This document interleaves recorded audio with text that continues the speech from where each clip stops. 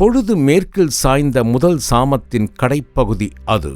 கீழே வானிலிருந்து எழுந்த நிலவு தன் வெள்ளி கிரணங்களை புவி மீது செலுத்த இரவும் பகல் போல பளிச்சிட்டது. நிலவின் மோகன கதிர்கள் விழுந்ததாலோ என்னவோ வழக்கமாக சாலையின் ஓரத்தில் காணப்படும் மரங்கள், செடிகள், கொடிகள் அனைத்தும் புத்துயிர் பெற்று மோகன அழகுடன் விளங்க, அதனையே பார்த்து மனதை பறிகொடுத்தபடி புறவையை விரட்டாமல் அதன் போக்கிற்கு விட்டு கொண்டிருந்தான் வேந்தன். வைதீகர் கொடுத்த ஓலையில் இருங்கோவேலின் அரச முத்திரையை பதித்து எடுத்துக்கொண்டு வஞ்சியை நோக்கி சென்று கொண்டிருந்த வேந்தன் தனது இடையில் கையை வைத்து, ஓலை பத்திரமாகத்தான் இருக்கிறதா என அவ்வப்போது தொட்டு பார்த்து உறுதி செய்து கொண்டான். வழக்கம்போல் அவனிடம் ஓலையை கொடுத்து வஞ்சியில் சேர்ப்பித்து விடு என வைதீகர் கட்டளையிட்டிருந்தால் அவன் பாட்டிற்கு எந்த அச்சமும் கொள்ளாமல் செயலை சரியாக செய்து முடித்திருப்பான். ஆனால் அந்த ஓலையை அவனிடம் கொடுப்பதற்கு முன்பு வைதீகர் கொடுத்த முன் பீடிகைகள் அனைத்தும் வேந்தனின் எச்சரிக்கை உணர்வுகளை பலவாறு கிளப்பிவிட்டிருந்தது. மனதினில் குடிகொண்டிருந்த எச்சரிக்கை உணர்வுகளை அகற்ற தனது மனதை அக்கம்பக்கத்தில் காணப்பட்ட இரவு நேர வனப்பு மிகுந்த எழில் காட்சிகளை கவனித்துக் கொண்டிருந்த வேளையில் திடீரென்று அவனது நாசிகள் இரண்டும் தாழை மலரின் வாசனையை நுகர, சுற்றியிருக்கும் காடுகள் எதிலும் மேகம் கருத்து மின்னல் கீற்றுகள் தோன்றாமல் இருக்க தாழை எப்படி மலர்ந்திருக்கும் என மனதினில் எண்ணியபடியே சுற்றிலும் பார்த்து கொண்டு சென்றபோது சண்பக மலரின் வாசனையும் சேர்ந்து எழுந்து அவனது மனதை கிரங்கடிக்கத் தொடங்கியது. அதனோடு ஞாழல் மலரின் வாசனையும் சேர்ந்து வீசுவதை அவனால் உணர முடிந்தது. நிலவின் குளிர்ந்த ஒளி, தாழை மற்றும் சண்பக மலரின் சுகந்த நறுமணங்கள் அனைத்தும் சேர்ந்து அவனது பயணத்தை உற்சாகப்படுத்தவே கிளர்ச்சியடைந்த மனதுடன் சென்று கொண்டிருந்தான் வேந்தன். அப்போது அவனுக்கு முன்னால் ஒரு பெண் சற்று தொலைவில் நடந்து செல்வதை பார்த்தவன் அக்கணம் தனது புறவியின் கடிவாளத்தை பிடித்து இழுத்து நிறுத்திவிட்டான். அந்த சாலையில் எழுந்திருக்கும் வாசனை அப்பெண்ணின் கூந்தலில் சூடியிருக்கும் மலர்களில் இருந்துதான் வெளிப்படுகிறது என்பதை புரிந்து கொண்டவன், இந்த 2ஆம் சாமத்தின் தொடக்கத்தில் ஆள் அரவம் இல்லாத இந்த ராஜபாட்டையில் தனியாக நடந்து செல்கிறாள் என்றால் அவளுக்கு எவ்வளவு துணிச்சல் இருக்கும் என எண்ணியவன் அவளது துணிச்சலைக் கண்டு வியக்கவே செய்தான். அவள் அணிந்திருந்த சேலை முனைப்பு, அவளது நீண்ட கூந்தல் ஆகியவற்றை காற்றில் பறந்தபடி இருப்பதை கண்டவன், அவள் பெண்தானா அல்லது இரவில் உலாவும் மாய மோகினியா என்று தன்னைத்தானே கேட்டுக்கொள்ளவும் செய்தான். நெடுநேரம் அவளுக்கும் அவனுக்கும் சீரான இடைவெளி இருக்கும்படி பயணித்தான். பிறகு அவள் யாராக இருந்தால் என்ன, இந்த மோகன இரவில் தான் மட்டும் தனிமையில் பயணிக்கிறேனே என வருத்தப்பட்டேன். பேச்சு துணைக்காவது ஆள் கிடைத்திருக்கிறதே என எண்ணியவன் தனது புறவியின் கடிவாளத்தின் பிடியை தளர்த்தியவுடன் அவனது புறவி அப்பெண்ணை நோக்கி வேகமாக முன்னோக்கிச் சென்றது. அவளுக்கு அருகில் சென்றதும் புறவியின் வேகத்தை குறைத்தவன் புறவியிலிருந்து குதித்தான். திடீரென்று தனக்கு பின்னால் யாரோ புறவையிலிருந்து குதிக்கும் சத்தத்தை கேட்ட அப்பெண்ணும் அச்சத்துடன் அக்கணம் திரும்பி பார்த்தாள். அவளது முகத்தில் ஓரிரு வியர்வை துளிகள் நில ஒளியினால் முத்துத்துளிகளாய் மின்னியதை கண்ட வேந்தன், அவளும் அச்சத்துடன் தான் பயணித்துக் கொண்டிருக்கிறாள் என்பதை கணநேரப் பொழுதில் அறிந்து கொண்டான். உடனே அச்சம் வேண்டாம் பெண்ணே என கூறவும் செய்தான். பதிலுக்கு, யார் இப்போது அச்சப்பட்டது என வினவினாள் அப்பெண். நீதான். நானா? ஆம், அச்சத்தில் உன் முகம் வேர்த்திருக்கிறதே. தனக்கு முன்னால் செல்வது பெண்ணா அல்லது மோகினி பிசாசா என எண்ணிக்கொண்டே அச்சத்துடன் வந்தது நீங்களா அல்லது நானா என அப்பெண் பதிலுக்கு வினவ ஆச்சரியப்பட்டு போனான் வேந்தன். மோகினியாக இருப்பாளோ என எண்ணி அமைதியாக பின்தொடர்ந்து வந்ததை இவள் நெடுநேரத்திற்கு முன்பே தன்னை கவனித்திருக்கிறாள் என்பதை புரிந்து கொண்டான். இவளிடம் சற்று எச்சரிக்கையாகவே இருக்க வேண்டும் என எண்ணிய வேளையில் அப்போது அவள் திரும்பி அவனிடம் பேசவும் நிலவின் வெண்கதிர்கள் நேரடியாக அவளது முகத்தில் விழ அவளது பரிபூர்ண அழகினை கண்டு பேச்சு வராமல் அப்படியே திகைத்து நின்றான் வேந்தன். அவனது திகைப்பினை கண்டவள், என்ன, எனக்கு பின்னால் மோகினி பிசாசு ஏதாவது உங்கள் பார்வைக்கு புலப்படுகிறதா? அதிர்ச்சியடைந்து நிற்கிறீர்கள் என சிரித்தபடியே வினவினாள் அப்பெண். அவளது ஆடை மற்றும் அவளது நெற்றியிலும் கன்னத்திலும் வைக்கப்பட்டிருந்த கருமை நிற பொட்டு, அவள் அணிந்திருந்த மாலைகள் ஆகியவை அவள் மலை கிராமத்தவள் என்பதை அவனுக்கு உணர்த்தியது.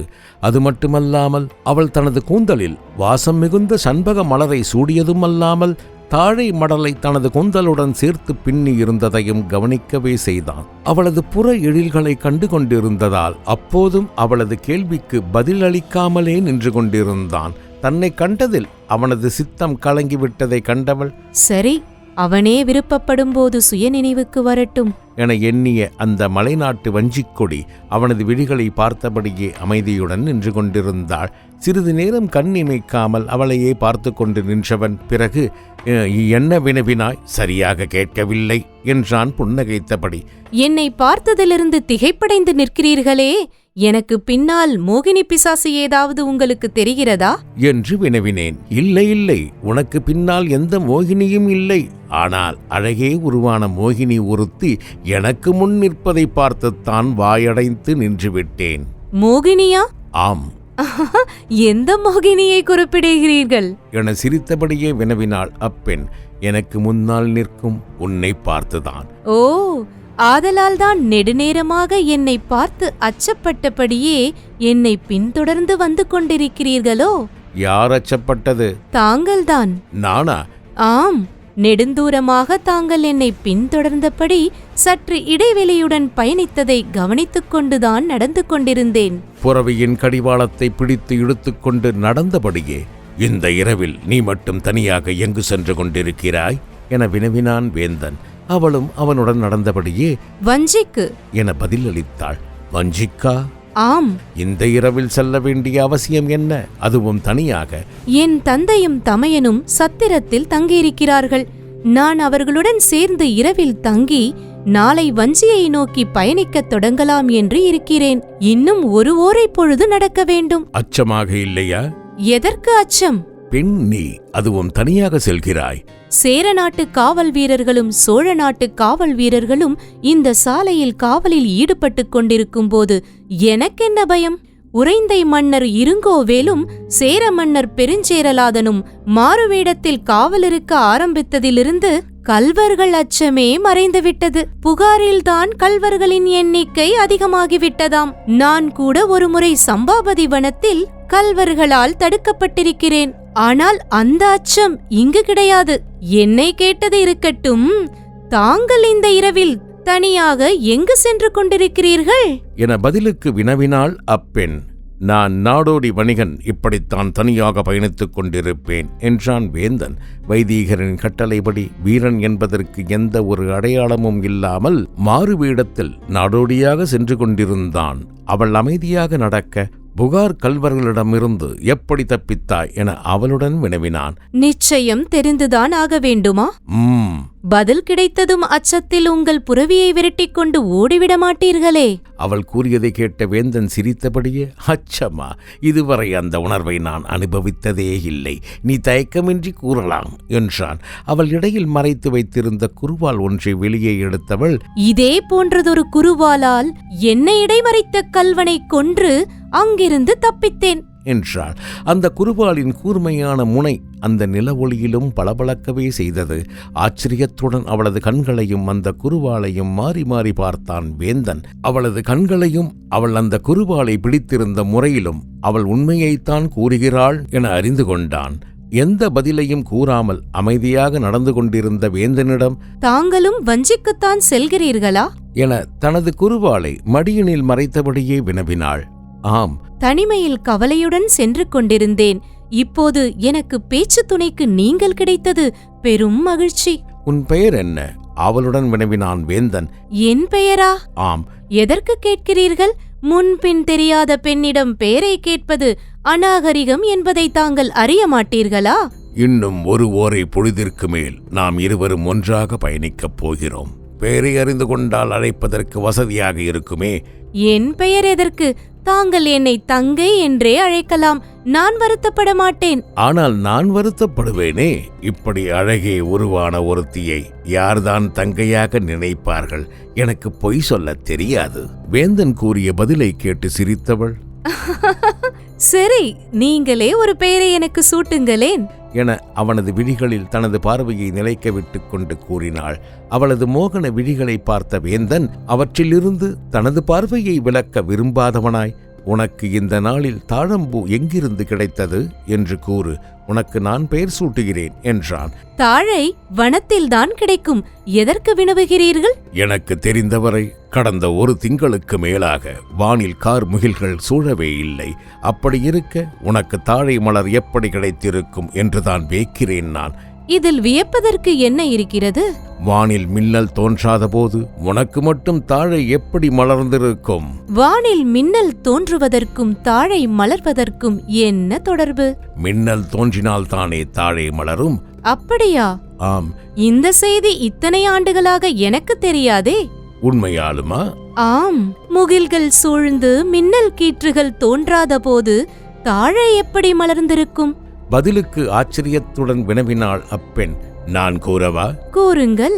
உன் விழிகளை பார்த்துத்தான் உன் கூந்தலில் சூடியிருக்கும் தாழை மலர்ந்திருக்கும் என்று கருதுகிறேன் நான். என் விழிகளை பார்த்தா? ஆச்சரியத்துடன் வினவினாள் அவள். ஆம். சற்று முன் மின்னலை பார்த்துத்தானே தாழை மலரும் என்றீர்கள்? ஆம், அப்படித்தான் கூறினேன். இப்போது எனது விழிகளை பார்த்து மலர்ந்திருக்கும் என்கிறீர்கள்?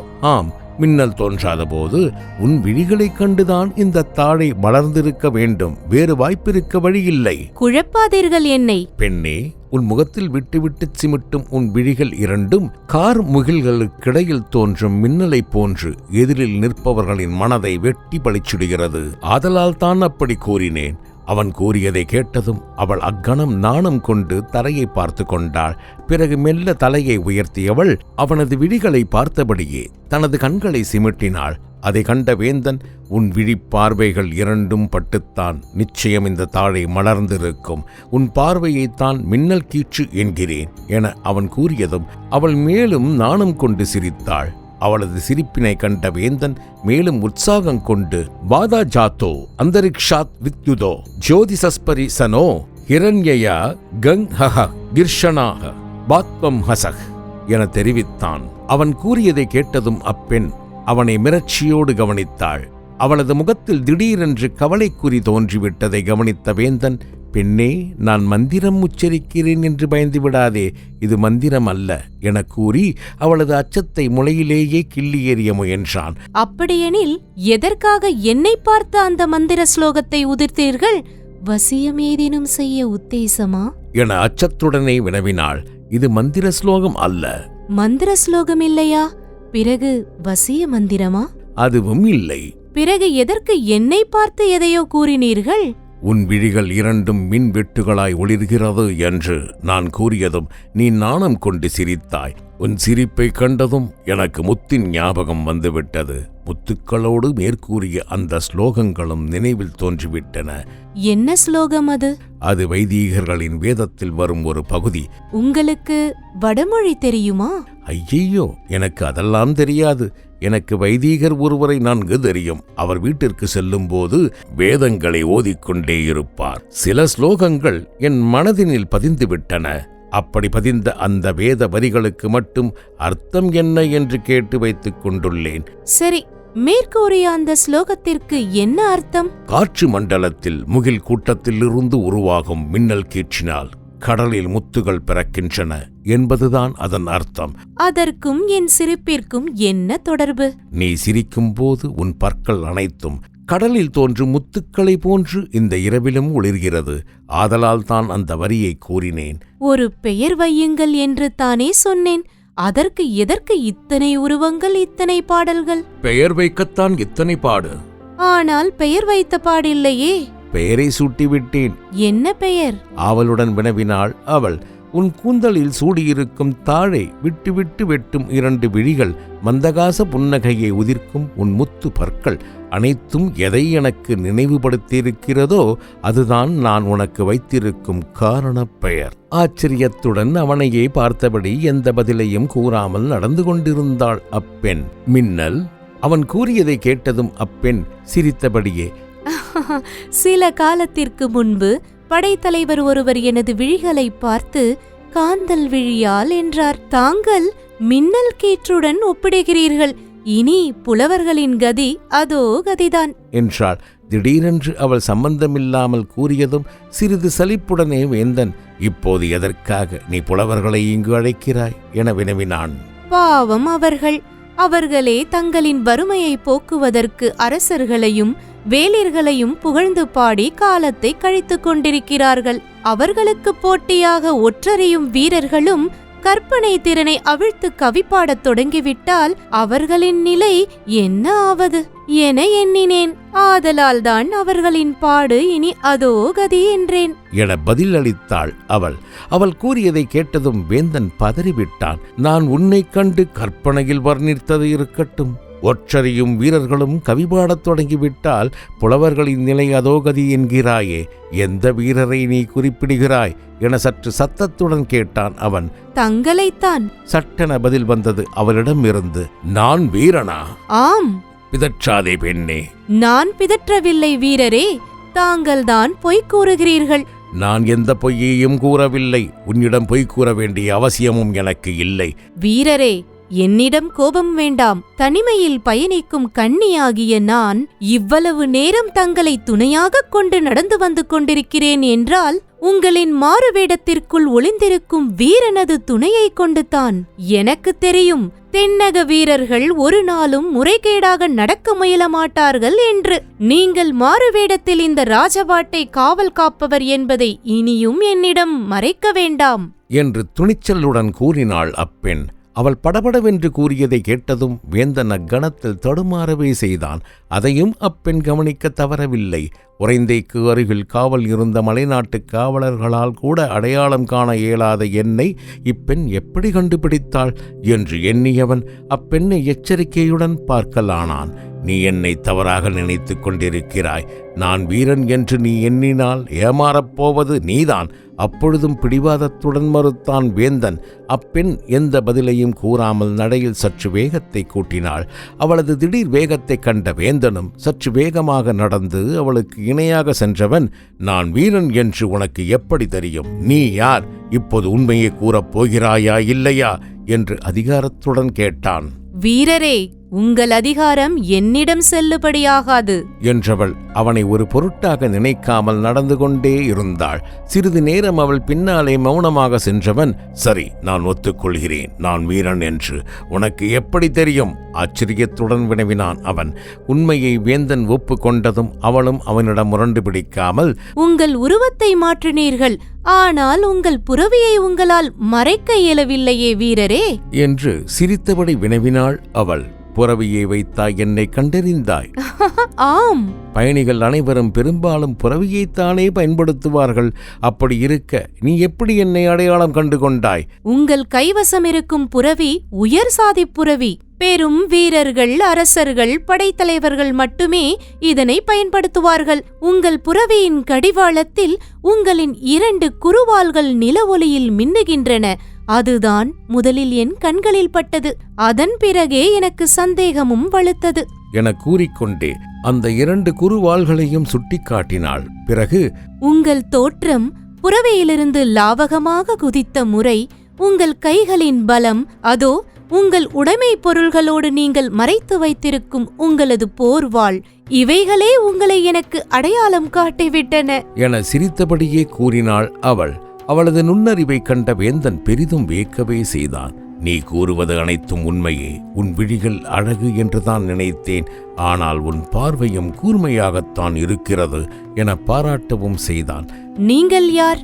நான் உறைந்தையின் காவல் வீரன். வீரரே, மீண்டும் பொய் சொல்ல வேண்டாமே. நீங்கள் கூறும் ஒவ்வொரு சொல்லை பற்றியும் உங்களது விழிகள் எனக்கு தெரிவித்துவிடும். உங்களை பொய் சொல்ல வைத்த பாவம் எனக்கு வேண்டாம். நீங்கள் யார் என்று அறிந்து கொண்டும் நான் எதையும் சாதித்துவிடப் போவதில்லை. இன்னும் அரை நாழிகை பொழுது பயணம்தான். சத்திரம் வந்துவிடும். அதுவரை தாங்கள் எனக்கு துணையாக வந்தாலே போதும் என கூறி நடப்பதிலேயே கண்ணும் கருத்துமாக வேக வேகமாக நடந்தாள் அவள். அவளிடம் சிறிது நேரம் மௌனம் சாதித்த வேந்தன், நான் உறைந்தை மன்னர் இருங்கோவின் ஊழியன். ஒற்றற்படையை கண்காணிப்பது என் பொறுப்பு பெருமையாக கூறினான். ஓ, ஒற்றற்படை தலைவரா? பெருமிதத்துடன் ஆம் என்றான் வேந்தன். சோழ நாட்டை முழுவதும் கைப்பற்ற போகும் மன்னர் இருங்கோவேலின் அந்தரங்க ஊழியரா தாங்கள்? ஆம். தங்களை சந்தித்தது என்றோ நான் செய்த புண்ணியம் என்று மகிழ்ச்சியுடன் தெரிவித்தாள் அவள்.